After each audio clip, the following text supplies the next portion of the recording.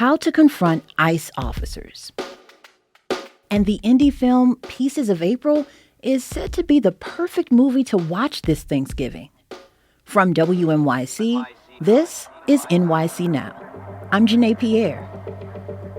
More than 150 staff members from the Adams administration are expected to lose their jobs when Mayor-elect Zohran Mamdani takes office in January.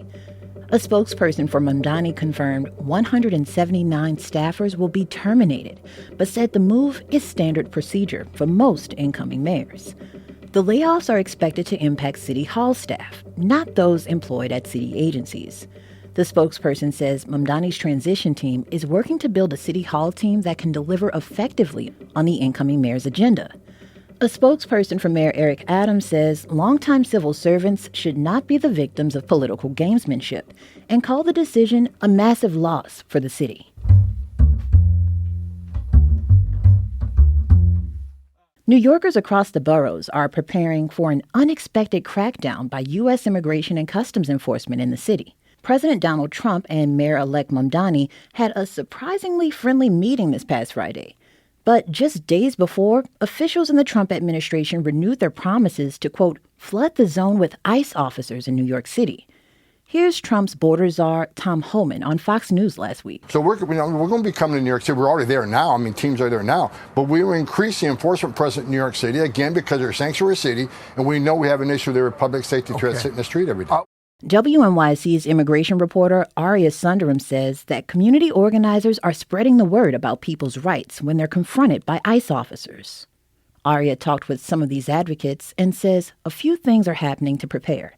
First, community organizers are hosting mass trainings at centers across the city about what to do if you see ICE.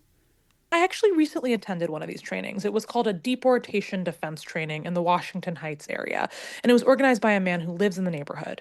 The trainers were two people from a mutual aid and advocacy network, and the trainers laid it out what they called the 5 Ds of deportation defense.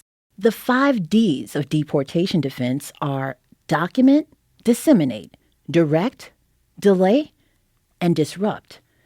Arya says the training teaches observers to document what they're seeing by taking photos or videos, and then disseminate that information. So send it to other people, usually to what's called, quote, rapid response groups run by mutual aid and community organizers that generally operate over Signal. Those groups will then dispatch allies to help respond to whatever's happening. After that, the trainers instruct people to intervene and delay the operation as much as possible, to buy time for other people to show up. And finally, disrupt, which trainers say is the main goal, to try to stop ICE from arresting people. What that looks like, they said, depends on your comfort level, but they said it could involve putting your body on the line. Aside from the training, Arya says volunteers are going out to people's homes and businesses with informational pamphlets and flyers to educate people about what to do if and when ICE shows up. Arya followed canvassers working to educate businesses in Park Slope, Brooklyn. She met 71-year-old retiree Phyllis Arnold at a local bagel shop.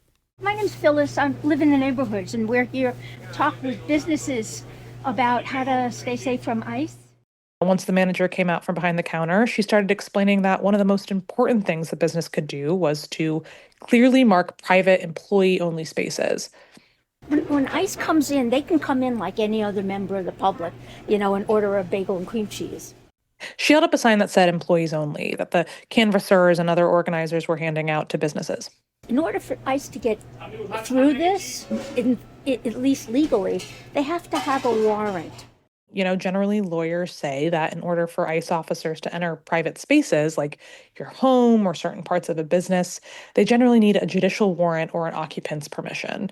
So often ICE officers will show what's called an administrative warrant, which is importantly very different than a judicial one. It has less legal authority and is usually signed by an ICE officer. So Phyllis then explained the difference between a judicial and administrative warrant, and the manager was really appreciative of her stopping by. He even offered to give her a coffee or a bagel before she left. That's WNYC's Arya Sundaram.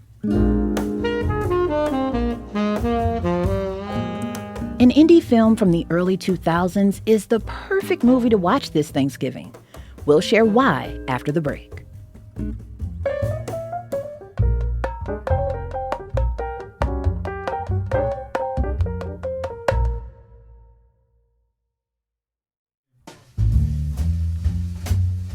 The Criterion Channel is streaming a collection of family reunion movies this month, including a low-budget indie classic from 2003 called Pieces of April. The movie takes place on Thanksgiving Day on the Lower East Side. WNYC's Ryan Kyloth has more. As a movie guy, I'm a little ashamed to say I'd never seen Pieces of April. I'm loath to give too much of the plot away. You'll enjoy it more if you go in cold. But let me just say, this is now the movie I will watch every Thanksgiving. And I'm not alone there.